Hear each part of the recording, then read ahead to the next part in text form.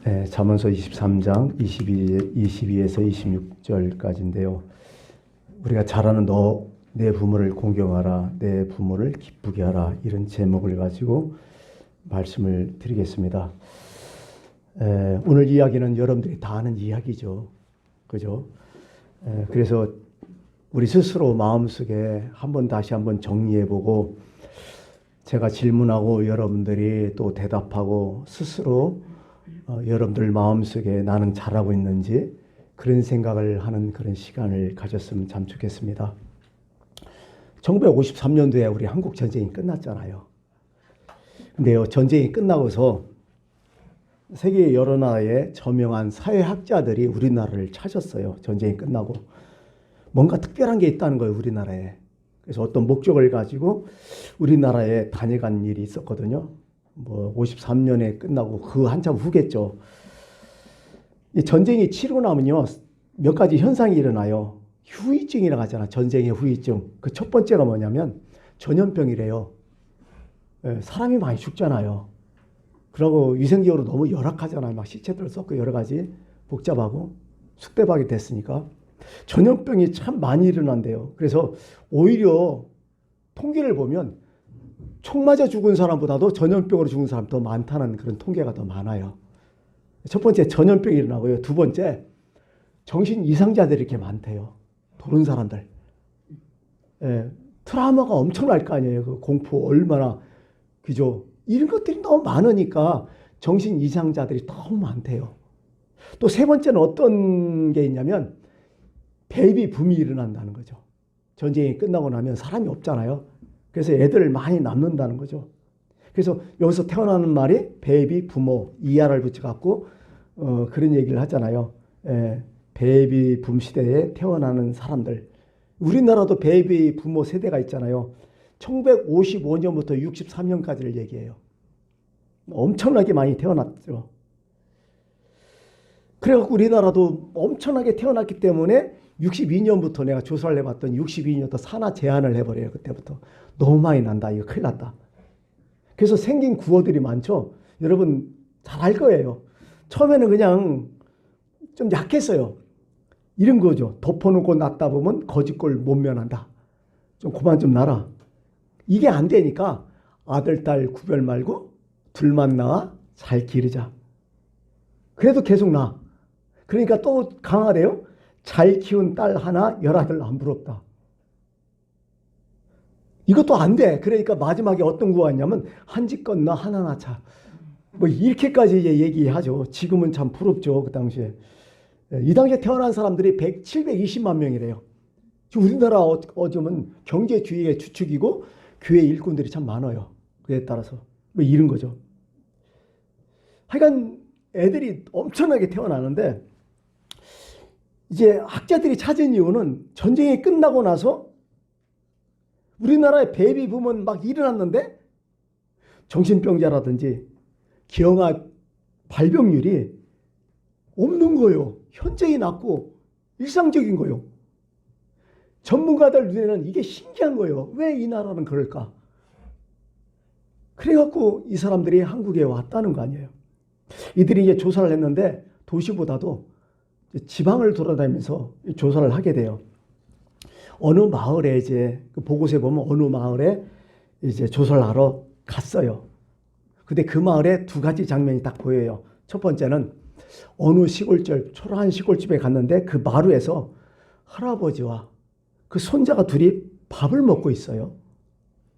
나이 많은 할아버지가 이제 반찬을 이제 잘라주면서 아니면 이렇게 좀 먹을 만한 게 주면서 그 다 큰 손자에게 입을 넣어주는 거야. 반찬을 다.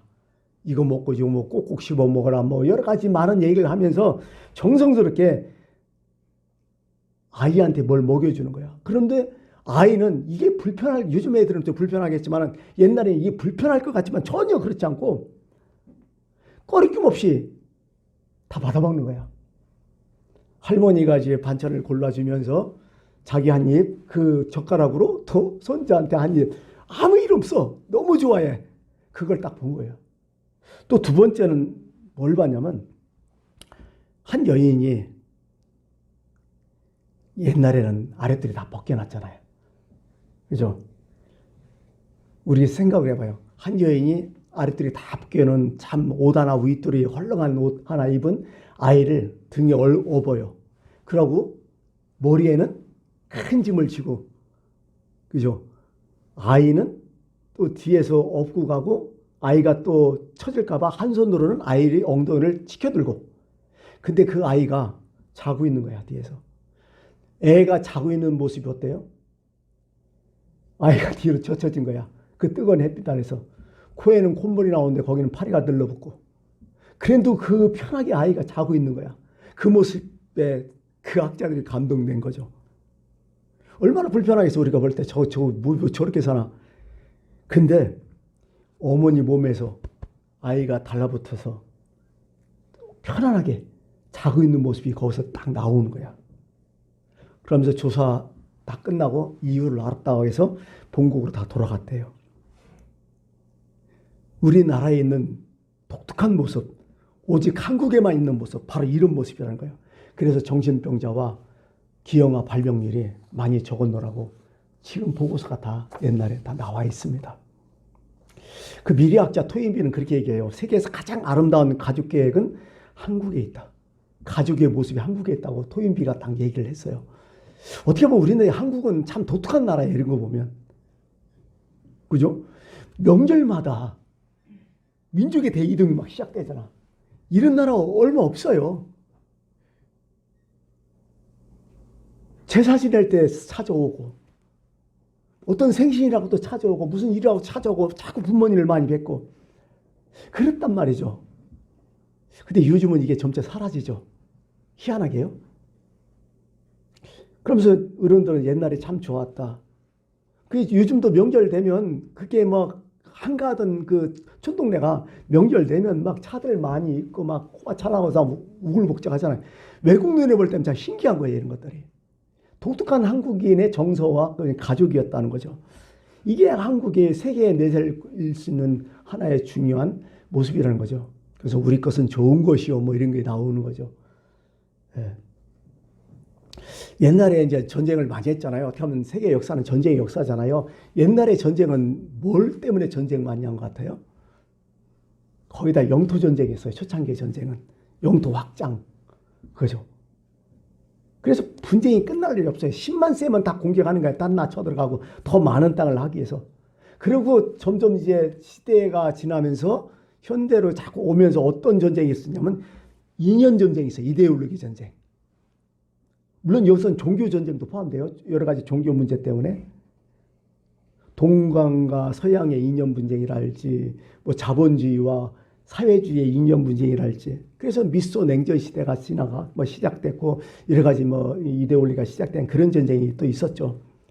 그 다음에 이 전쟁이 이제 좀 소멸되고 어떤 전쟁이 또 왔을까요? 이제 경제 전쟁이죠. 먹고 사는 문제예요. 지금도 경제전쟁이 그 기반에 다 깔려 있잖아요. 남북 문제도 결국 경제 문제예요. 어떻게 보면. 그렇게 따져본다면요. 개인 간에도 그런 거예요. 가진 자와 못 가진 자의 전쟁이 지금 상당히 치열하고 있는 거고 지금도 계속 일어나고 있는 거죠. 또 하나 여기에 덧붙인 전쟁이 또 있어요. 요즘은. 그게 인종 전쟁이라 인종 간의 전쟁들. 이것도 상당히 지금 치열하고 있어요. 예. 어떤 민족마다 독립하려고 노력하고 그죠? 이것이 전쟁으로 이어지고 또 서로 간에 또 같은 부족이 아닌 다른 부족끼리 또 싸움이 일어나고 이런 전쟁이 은근슬쩍 세계 도처에서 일어나고 있고 마지막에 지금 가장 큰 문제가 인간성 파괴를 향한 전쟁이 너무 많아진다는 거죠. 전쟁을 해도 도덕성이 지금 파괴돼 버려다. 인간성들이 다 상실된 전쟁이 너무 많다는 거죠. 인간의 상실을 무시한 그런 일들이 너무 많은 거예요, 지금요. 어떻게 보면 이게 종말론 쪽 전쟁이 아닐까 이런 생각도 해보는데요. 여기에 나온 불신, 거짓, 폭력, 절망, 사치, 낭비 뭐 난리도 아니잖아요. 요즘 코로나19를 통해서 많이 나타나는 전쟁이 이게 인간성 전쟁이 더 많은 거예요. 백신이 있지만은 사실은 이 백신 다 누구를 위한 거야? 선진국이라는 G7이라든지 이런 나라들을 위한 거예요. 제3세계 국가는 백신 아직 힘들어요. 맞기도 힘들고. 물론 우리나라도 양극화되고 사람들 다 양극화되지만 국제관계의 양극화가 더 심해지는 거예요. 이게 이런 불신들이 너무 많은 거예요, 이 세상에는. 참 어려운 거예요. 서로 같이 살자는 게 이게 아닌 거예요. 서로 나부터 살자는 거예요, 다 모든 게. 이런 모습이 우리 세계라든지 뭐 가까이는 우리 주변에서 많이 일어나고 있다고 하는 것입니다.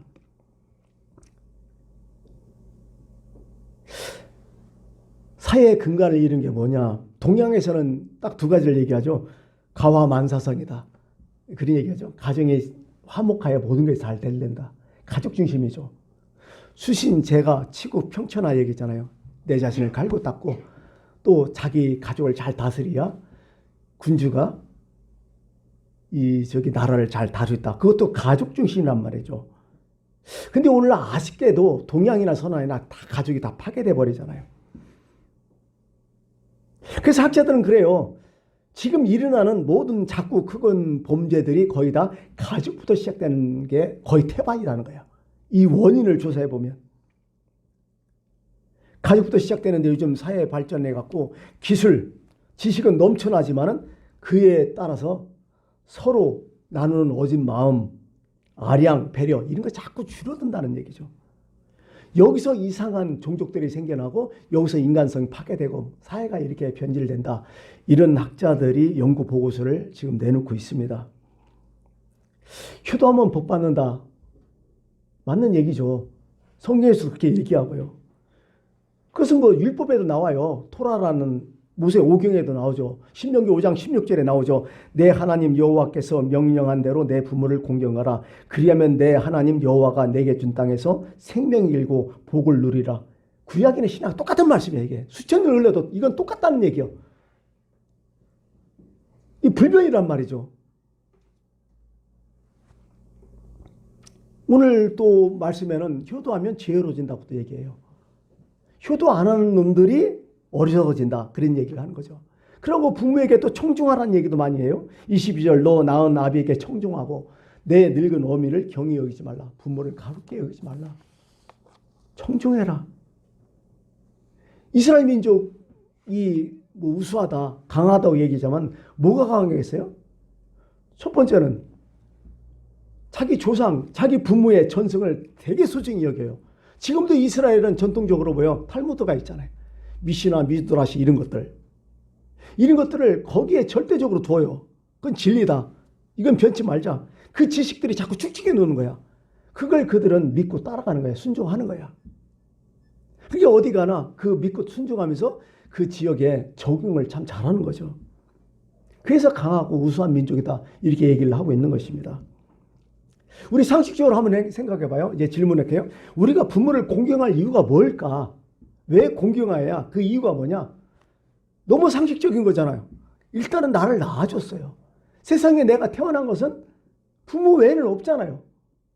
여러분들이 인간 복제로 태어난 사람 없잖아요. 공장에서 뭐 출발한 사람도 없잖아요. 나를 태어났었어요. 그러고 AS까지 해줬잖아. 헌신을 해주셨잖아요.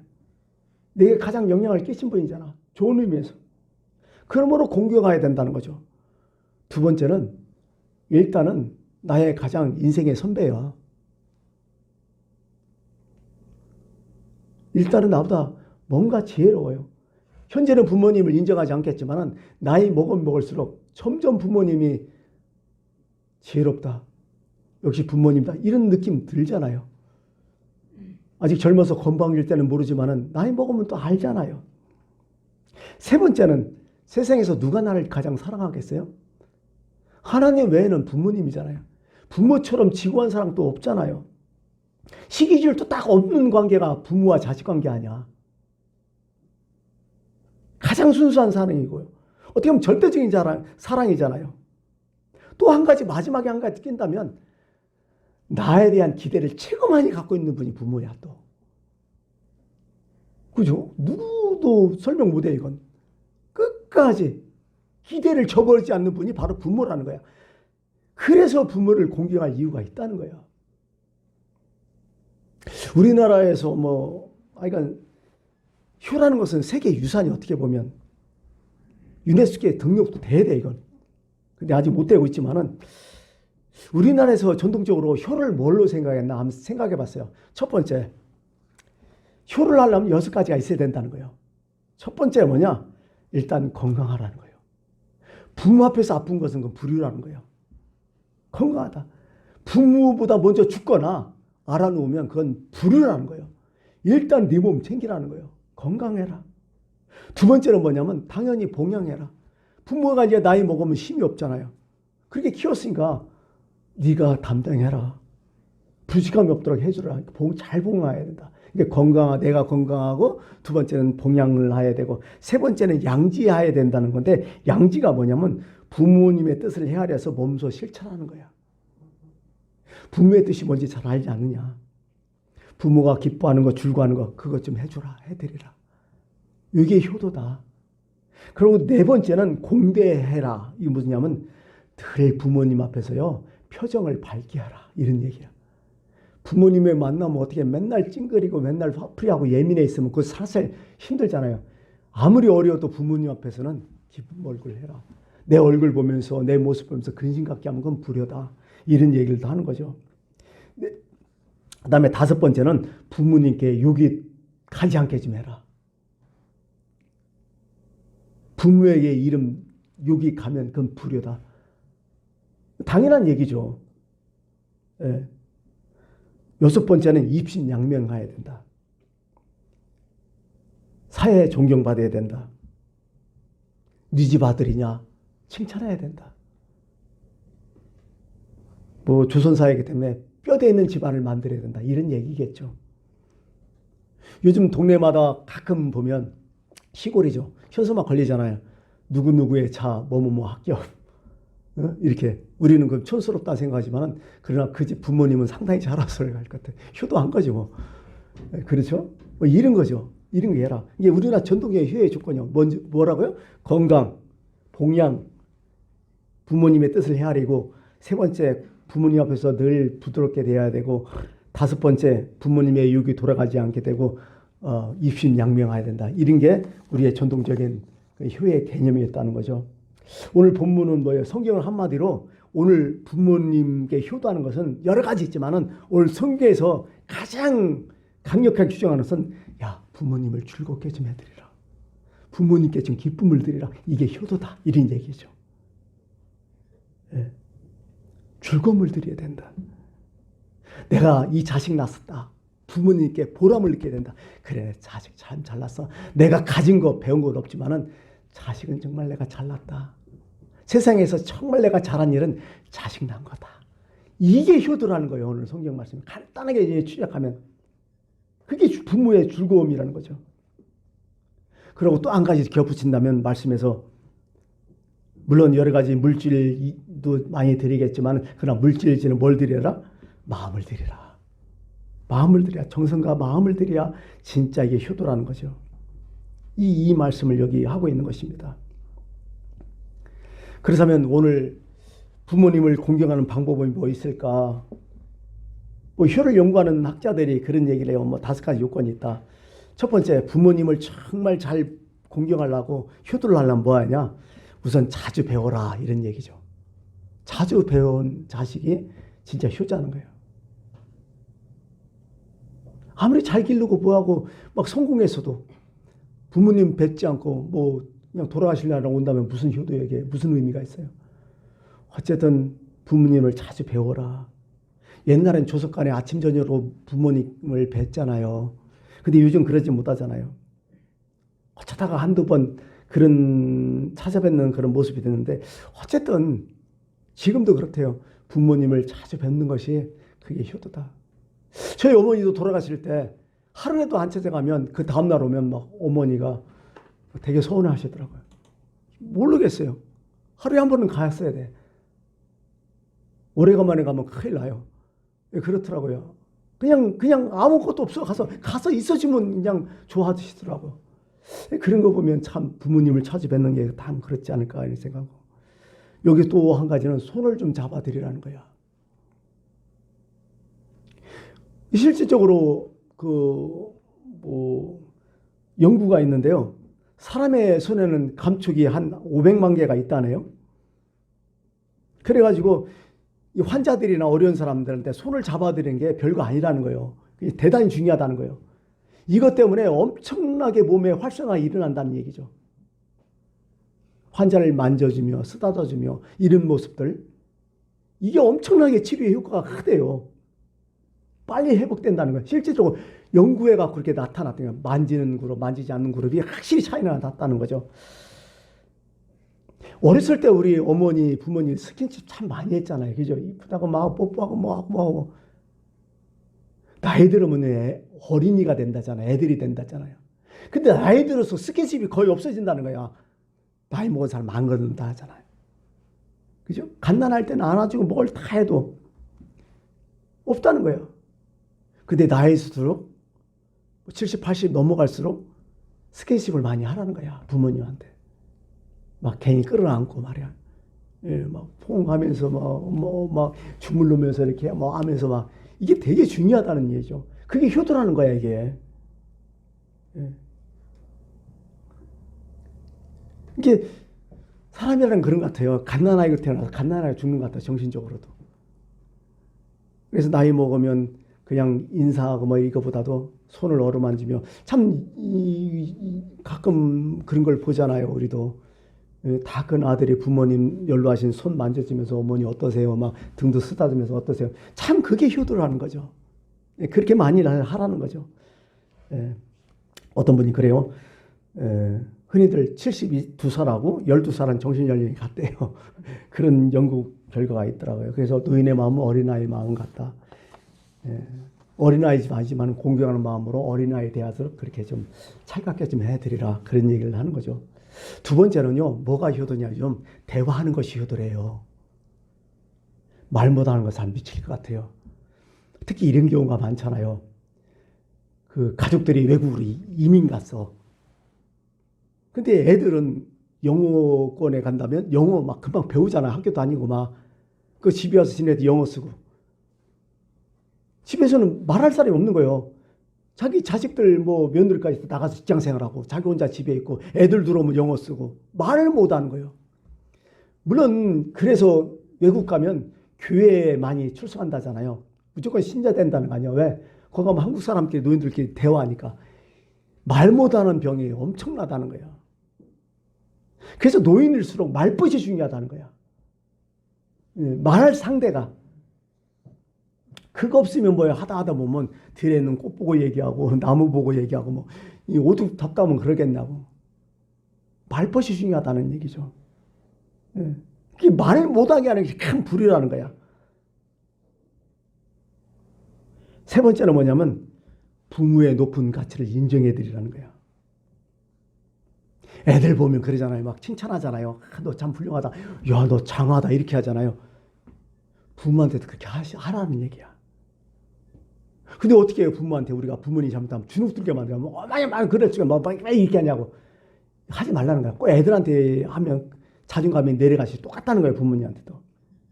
그러니까 딴 사람한테는 아부를 그렇게 잘해도 부모한테 아부하는 사람 별로 없다는 거죠. 뭐 조금만 하면 주책이라는 동 하면서 이거 불이라는 거예요. 요즘은. 그러지 말고 좀 부모님을 좀 지켜 세워드리라는 거죠. 귀하신 말씀입니다. 나하고는 좀 안 맞죠. 솔직한 얘기로. 그래도 옳으신 말씀이네요. 맞네요. 이렇게 하라는 거예요. 그게 효도라는 거야. 이게. 그러면서 부모님 찾아가갖고 그러는 거죠. 일거리를 드리라는 거야. 일부러. 할 수 있는 일거리. 그러면서 이렇게 해서 이건 어머니가 해야 진짜라고. 이 어머니 아니면 뭐 아무도 못한다고. 아버지한테 가가지고 역시 아버지 외에는 다른 사람이 없다고. 역시 아버지 거라고. 이게 이렇게 하라는 얘기죠. 이게. 근데 우리는 그렇잖아요. 뭐 하면 이것도 하지 말라 저것도 하지 말라 가만히 계시라. 그럼 부모님 뭐라고요? 나보고 죽으란 얘기야? 이렇게 돼버리는 거죠. 이게. 그러지 말라는 얘기죠. 아직도 존재감을 드리라는 얘기야. 그래, 내가 역시 살아있어야 돼, 너 때문에. 속여도 괜찮아, 부모님은. 그래, 내가 죽으면 너 큰일 나지. 이렇게 정도 해야 이게 효도라는 거죠, 이게. 그 다음에 네 번째는요, 미래를 그릴 수 있어야 한다는 거죠. 26절에 내 아들아, 내 마음을 내게 주며 내 눈으로 내 길을 즐거워할지라. 지금 현재 살고 있는 자식들의 모습을 보고, 우리 역시 우리 집안은 역시 흥하는 집안이야. 역시 좋은 집안이야. 이걸 보여드려야 이게 효도라는 거죠. 또한 신앙생활을 하지 않는다면 반드시 예수 믿게 해야죠. 예. 이것보다 더 좋은 건 없잖아요. 영원한 소망, 영원한 세계를 바라볼 수 있도록 부모님께 인도해야 되고, 또 부모님이 젊어서는 자식 기나가 아무것도 못했지만 자식이 살만하면 부모님의 이름으로 좋은 일 많이 하라는 거야. 그게 부모님께 효도라는 거죠. 예. 부모님 위해서 부모님의 뜻을 받들어 뭐 이런 것들 자식이 한다는 거죠. 마지막에 여러분 다 하는 게 뭐예요? 마지막에 순종해야 된다는 거예요. 전문가들이 하는 거예요. 성경에 나타나지 않았어도 일반 사회 전문가들이 얘기하는 거죠. 그 순종하는 소리는 너무 많이 나와요. 그죠? 오늘 아까 신명기에서 나왔지만은 에베소서에도 자녀들아 주 안에서 너희 부모에게 순종하라 이것이 옳다. 골로새서에도 자녀들아 이 모든 일에 부모에게 순종하라 이는 주 안에서 기쁘게 하는 것이다. 이런 거죠. 이제 말씀을 마치겠습니다. 우리 위기라는 얘기가 참 많이 들리잖아요. 환경위기, 경제위기, 뭐 생태계위기, 뭐 요즘 물 부족위기, 식량위기, 뭐 기후위기. 기후위기는 정말 심각한 것 같아요. 지금 우리가 느끼고 있잖아요. 1.5 특별보고서라는 얘기 들어보셨어요? 이건 그게 화두던데. 지구의 전체가 1.5도가 딱 지나가면요. 이건 통제불능이래. 지구 전체가 1.5도 이상 지나간다면. 그건 그 다음부터는 심각한 기상이변들이 일어난다는 거죠. 근데 지금 현재 기후가 몇 도까지 올라갔냐면 1.1도까지 올라갔다는 거야. 0.4도가 아직 부족하다는 거야. 그 0.4도가 올라가면 박살 난다는 거죠. 그래서 요즘 기후변화 세계 뭐 조약도 막 나타나고 우리 전기차 쓰고 그다음에 석유들 줄이려고 막 노력하니까 바로 그런 이유예요. 지금 난리 났잖아요. 지금 저 국가들마다. 너무 힘들어 간다는 거죠. 어떻게 보면 생태계가 막 교란되고 너무 힘든 거죠. 근데 이거보다 더 큰 이유가 뭐냐면 아까 처음에 나왔던 인간성 이기라는 거야. 그 인간성 이기는 어디부터 출발되냐? 바로 가정이라는 거죠. 기본으로 돌아가라는 거죠. 기본으로 돌아가는 게 바로 휴의 근본이라는 거죠. 예, 다시 한번 오늘 본문 말씀의 주제를 말씀드립니다. 25절 내 부모를 즐겁게 하며 너 낳은 어미를 기쁘게 하라. 부모를 기쁘게 즐겁게 하시는 게 진정한 효도다. 이 말씀을 전해드리면서 오늘 어버이 주일 설교를 마치겠습니다. 기도하겠습니다.